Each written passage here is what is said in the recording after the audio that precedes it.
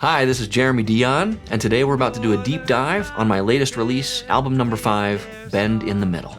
Track number 1 is called All I See Is You. It's this really bright, breezy, someone called it a mountaintop kind of love song, which I love. It juxtaposes all these visual elements with things I've seen to what a wonderful view I have when I wake up in the morning, and all I see is you. When I wake up in the morning time, all I see is you. One of many things that's unique about this song is it's the first time I've ever done a co-writing project. I worked with my Boulder songwriter friend Anna Cutler to write this one, and I had a bit of the song structure in place and some of the chorus, but we really fleshed it out together, and I'm really pleased with how that came together. 2 other things that stand out on this track. One is the super creative, interesting percussion stuff that's going on with Christian Thiel. The other is the wonderful fiddle parts played by Enyen Pelta Tiller. I think she played 3 at least different fiddle lines that she weaves all together, and the combination of that makes for a wonderful opening track, All I See Is You. Track number 2, Bend in the Middle. It's the title track on the album, and I'll explain why I chose that. But first, musically, the things I love about this song is it's funky, it's high energy. That's Taylor Sims playing some incredible guitar and Eric Moon on keyboard and piano. The juxtaposition of those is just pretty funky and incredible. If we don't start to bend in the middle, don't start to bend in the middle. If we all don't start to bend in the middle. The reason I titled the whole album after this song is it encapsulates a lot of what I find myself talking to my therapy clients about. I've been a therapist for the last 20 plus years in addition to being a songwriter. And that is the following. Much of our problems tend to stem from the same source, which has to do with early on in our lives we got messages from other people that there were parts of us that didn't quite fit, that they didn't quite like, and we prioritized their opinions about us. So we contorted ourselves into funky positions or trying to be different ways in the world that other people would find more acceptable. What most of us find by adulthood is that that doesn't work super well, and that being out of alignment within ourselves is really all that matters. So what I tried to weave into 2 short verses and a bridge is this concept around I want everybody to bend more in the middle, which has to do with getting our eyes off of everybody else and what they're doing and what they think about what we're doing, practice our flexibility and be way less bothered by how people are living in the world, and much more concerned with our own relationship with ourselves and whether we're on track or not. Track number 3 is probably my favorite song on the record. It's called Lovin' Our Friends. The gist of this one is simply how much easier it is to love our friends than it is to really love ourselves. I could go on and on about why I think that is, but mostly it has to do with, I think, we know everything about us, including all of our insides, and with everyone else we only get a glimpse of the outsides. Makes us all much easier to love, I think. Musically, one of my very favorite parts of this whole album happens in the middle of this song, right as the second verse begins. It's at 1 minute and 2 seconds. The music kind of drops right down and settles into this really brushy, warm, wonderful, syncopated piece. So check that part out. It's one of my favorites.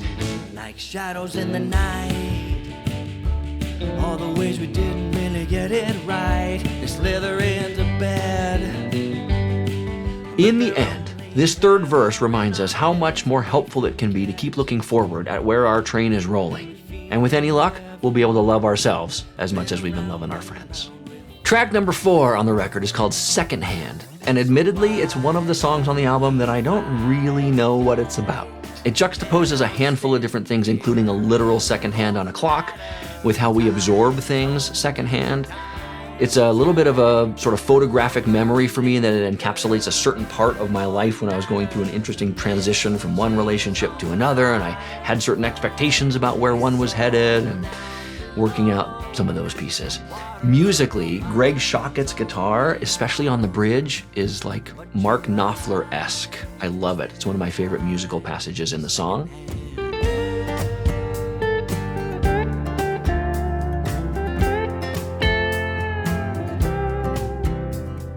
The last thing I want to say about this song is the original genesis of it began with a cartoon picture I was given and asked to write a song about that depicted a tree that was on fire at its upper branches while it was being watered down below at its roots. Track number 5 on the record is another feel-good song called Sweet June. It's very clearly a love song about my daughter, who's now off to college, and talks about some of that transition of raising her in the growing up years and the transition out of the house. Nicknames are funny things, and I never know which ones are going to stick. But even though my daughter's name is Avery, I've been calling her June or some version of June ever since she was born. And to this day, now at 18 years old, I call her June way more than I do Avery. Musically, I love Peter Sharp on the mandolin and Beth Wilberger on the fiddle. And the first 10 seconds of this song feel about as good as any stretch on the whole album.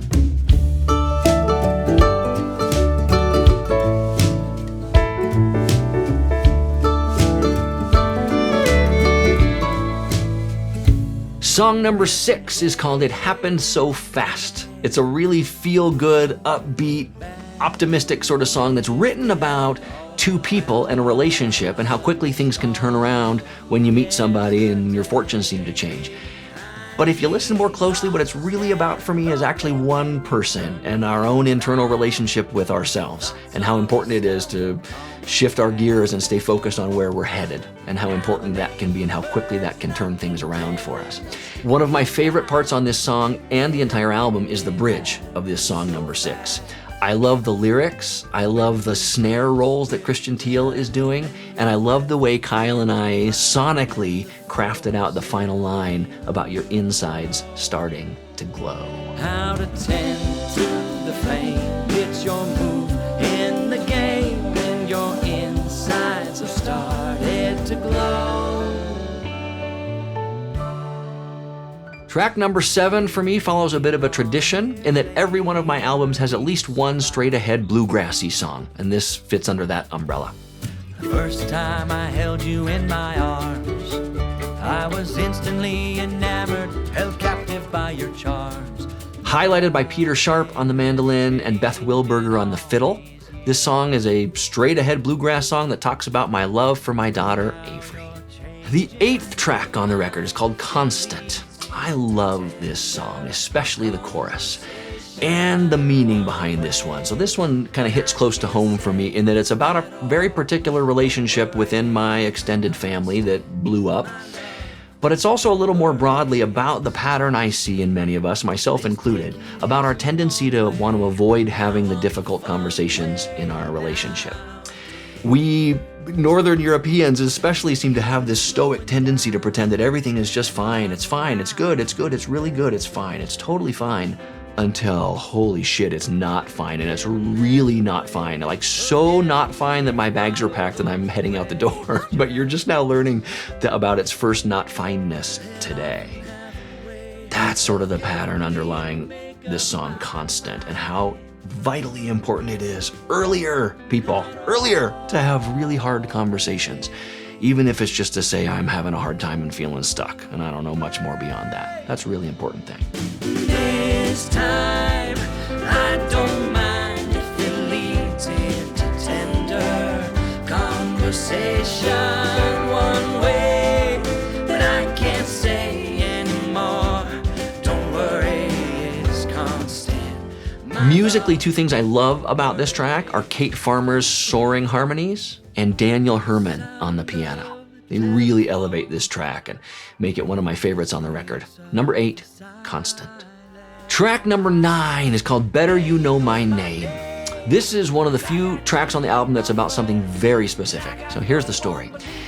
When I was first out of graduate school, I worked at a wilderness therapy program with teenagers at the time, and they were in the woods for weeks on end with instructors and organizers, and I would go hike out and find them in the woods and lead individual or group therapy sessions in the wilderness. I met one particular kid that we had a really nice connection. I knew him for a month or two while he was in the program, and then that was the end. Fast forward about 20 years, same kid tracks me down online and reaches back out to reconnect and have some more therapy sessions. I come to learn that he's been living in the Colorado area unhoused for the past 10 to 12 years. And in the course of the next several weeks as we work together, I have rarely had more eye-opening sessions just about what that world is like and how different that is to walk in those kind of shoes. Better you know my name, 'cause I got changing numbers, and I got no one believing tonight. So this song was very directly inspired by my interactions with that person and coming to understand a bit more what that life is like.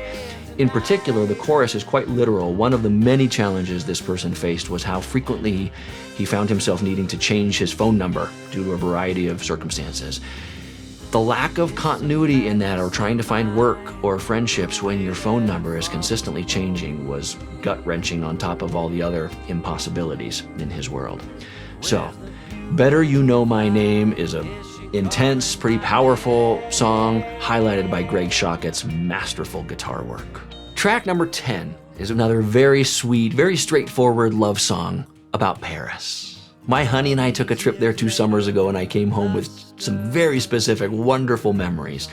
The highlight of which might have been not only visiting the Sainte-Chapelle Chapel, which is ancient and known for its unbelievable stained glass upstairs, but then getting to go back and hear a string quartet perform Vivaldi in that amazing chapel for an hour. I don't know that I've ever had a more moving musical experience in my life. Mona Lisa and glowing Sainte-Chapelle.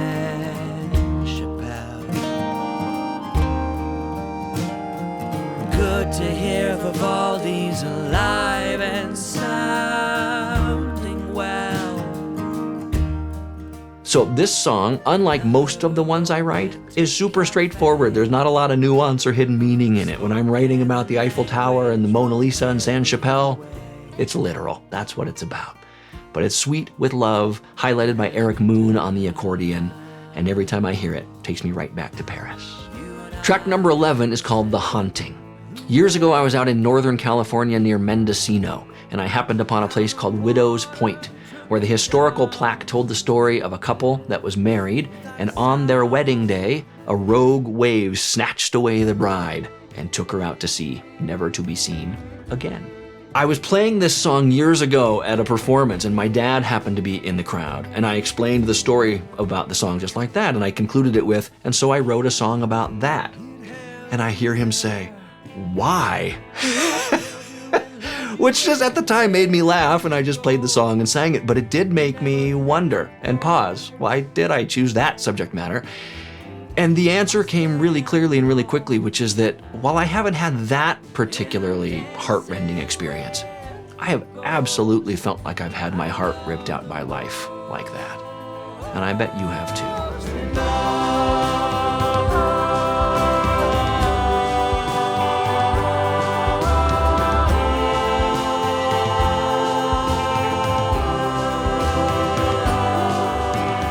On its face, this song probably feels like it's simply about heart-rending grief, but in the end, for me, it's actually even more about love, and why that loss felt so painful is because of how much love there was. So, sorry, not sorry to leave you on a bit of a heart-rending end to this album, but that's the way it goes. Thanks for listening to Bend in the Middle. There are so many people I want to thank that were part of this project and bringing it to light. It was recorded up at Cinder Sound Studios in Longmont, which is owned by John McVeigh. It was produced by his right-hand man, Kyle Donovan, who also sang backup and played some guitars on the record. I did all the songwriting, along with Anna Cutler on All I See Is You. I play guitar and sing vocals, of course. Kate Farmer sang harmonies. Cortland Carpenter plays cello. Beth Wilberger on fiddle. Peter Sharp on mandolin. Greg Shockett on guitars. Daniel Herman on keys, Eric Moon on keys, Christian Teal on percussion. On the bass, we had Bradley Morse. On fiddle, we also had Enyon Pelta Tiller. The album was mastered by Mark Fuller, produced and engineered by Kyle Donovan, and the album artwork was beautifully done by Nathan Staffels. And I have big, big love for all of you guys. Thank you so much for coming together to help make this project a reality, and thank you for listening.